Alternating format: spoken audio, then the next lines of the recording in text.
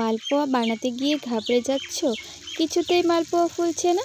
তো কিভাবে সঠিক পরিমাপ সহ মালপোয়া তৈরি করবেন, আজকের এই ভিডিওটা তোমার জন্যই। তো প্লিজ ভিডিওটা তোমরা শেষ পর্যন্ত দেখো। সঠিক পরিমাপ সহ একদম ফুলকো ফুলকো মালপোয়া কিন্তু তুমিও তৈরি করে নিতে পারবে। তো দেখে নাও আমি কিভাবে বানাচ্ছি। তো প্রথমে কিন্তু যে কোনো বাটি বা গ্লাস তোমরা যে কোনো কিছু নিয়ে কিন্তু মেপে চালের গুঁড়োটা নিতে হবে।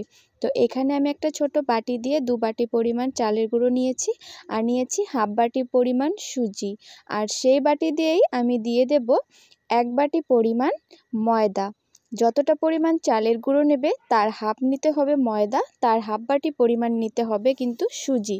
আর দিয়ে দিচ্ছি কিছুটা পরিমাণ লবণ, আর দিয়ে দিচ্ছি এখানে মৌরি। তো মৌরি দিলে কিন্তু এই মালপোয়াগুলো খেতে ভীষণই ভালো লাগে। আর একটু লবণ দেবে, তাহলে কিন্তু মিষ্টিটা একদম ঠিকঠাক হবে। তো সব কিছু উপকরণ আমি ভালো করে আগে মিক্স করে নিচ্ছি।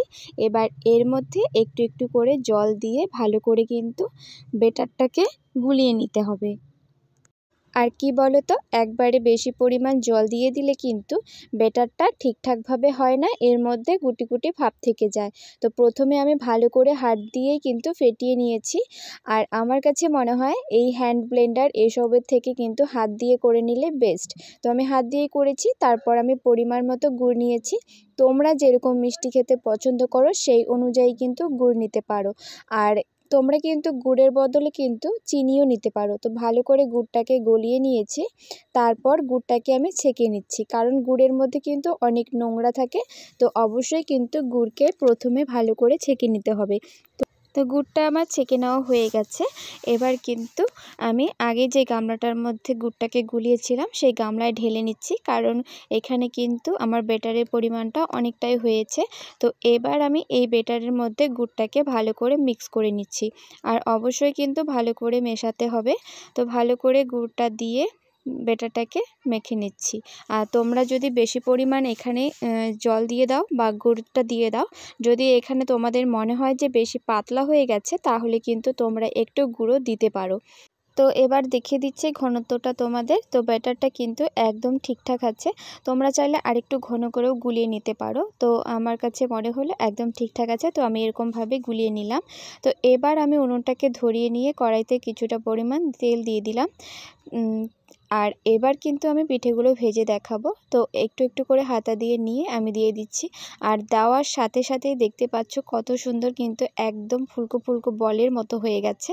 তো এভাবে তোমরা যদি তৈরি করো সঠিক পরিমাপ সহ, তাহলে কিন্তু প্রত্যেকটা মালপোয়াই কিন্তু একদম ফুলকো ফুলকো হবে। একদম মনে হচ্ছে যেন ফুটবলের মতো ফুলে উঠেছে। তো প্রত্যেকটা আমি একই রকমভাবে ভেজে নেব। আর আজকে আমি এভাবে ভয়েস দিয়ে করছি, কারণ ভিডিওটা তোমরা হয়তো ভাববে আমি প্রত্যেক দিন তো সরাসরিভাবে ভয়েস দিই। তো আজকে আমাদের এখানে পিকনিক খাচ্ছে আমাদের পাড়ারই ছোট ছোট ভাইয়েরা। তো প্রচুর গান হচ্ছে। তো সেই জন্য কিন্তু আমি সাথে সাথে ভয়েস দিয়ে ভিডিওটা করিনি, পরে এক্সট্রাভাবে কিন্তু ভয়েসটা দিয়েছি। আর দেখতে পাচ্ছ আমি কিন্তু তোমাদের সাথে কথা বলতে বলতে অনেকগুলো মালপোয়া কিন্তু ভেজে নিয়েছি। আমার প্রায় সবগুলো ভাজা হয়নি, আরও কিছুটা পরিমাণ আছে, পরে আমি ভেজে নেব। তো দেখতে পাচ্ছ আমি কিন্তু এবার সবগুলো মালপোয়া ভেজে নিয়েছি। তো তোমাদের কাছে এই মালপোয়ার রেসিপিটা কেমন লেগেছে অবশ্যই কিন্তু আমাকে কমেন্ট করে জানাবে।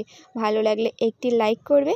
আর আমার চ্যানেলে নতুন বন্ধুরা এসে থাকলে প্লিজ প্লিজ আমার চ্যানেলটাকে কিন্তু সাবস্ক্রাইব করে পাশে থাকবে। তো আজকে কিন্তু আমি অনেকগুলো মালপোয়া ভেজেছি, এক থালা আবার এক গামলা। তো তোমাদেরকে একটা ছিঁড়ে দেখাচ্ছি, দেখতে পাচ্ছ কতটা সুন্দর হয়েছে।